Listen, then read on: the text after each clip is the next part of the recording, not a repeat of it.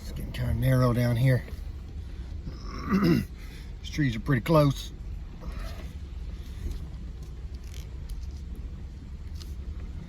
And there's always a rock in the worst place, tips you over towards the tray.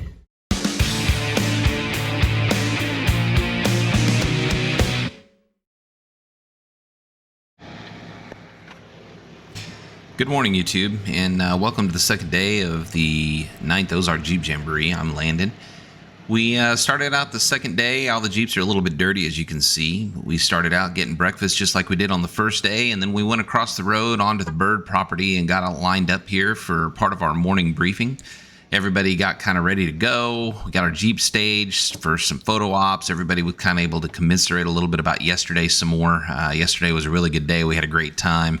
But we're definitely ready to get started with today. So once we were able to get here and get our briefing, we were able to get a couple of pictures of the entire group. Everybody really wanted to do that, just have a record of everybody that was there. Once we got our pictures, we all kind of got back in our Jeeps and we started up a road on the bird property, going up to an overlook point. The bird property's got this overlook point that overlooks kind of the entire campsite from across the road. That's pretty good elevation. There's a cross up there. We were able to get up there pretty easily on this little path. It's kind of a bulldozed road. Get a group picture and get the rest of our daily briefing, and then make any final checks and arrangements we needed to do before we headed for the trailhead. Went down the bottom of the hill, got on the pavement again, drove for just a little ways, and then got back on the trailhead and started on a trail. It was pretty easy initially, pretty undulating through the forest. The weather was great. The forest was really pretty this time of year, and obstacles were going to be ahead that were going to make the day more interesting.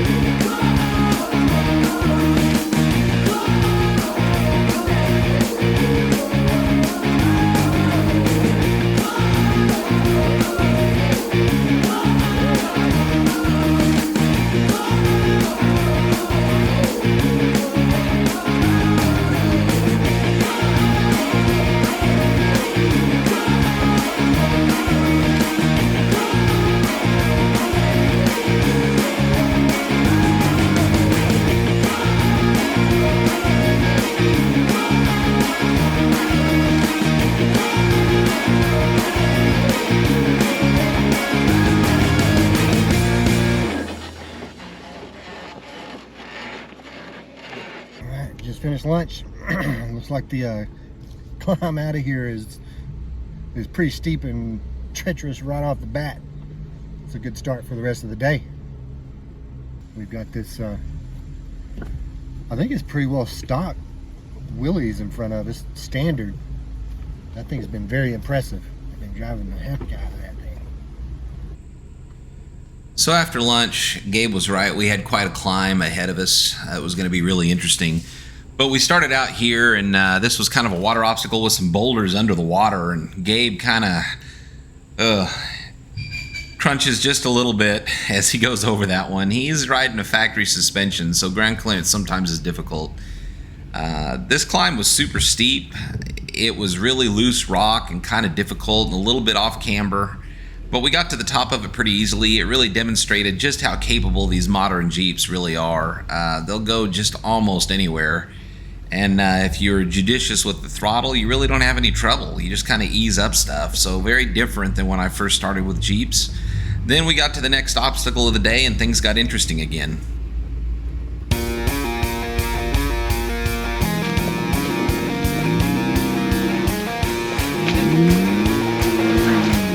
There he goes.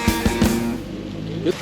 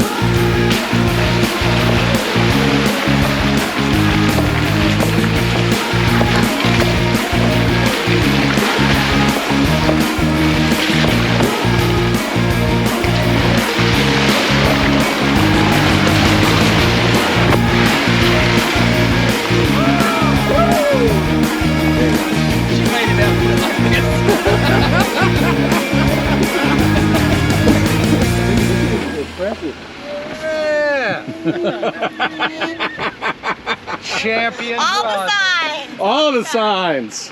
All the feelings.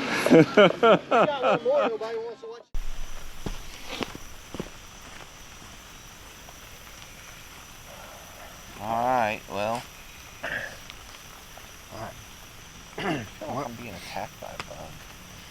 Well, guys, that is the 9th annual Ozark Trails, Ozark Mountains. It says it on the thing. Ozark Mountains Jeep Jamboree here at Bird's Adventure Center.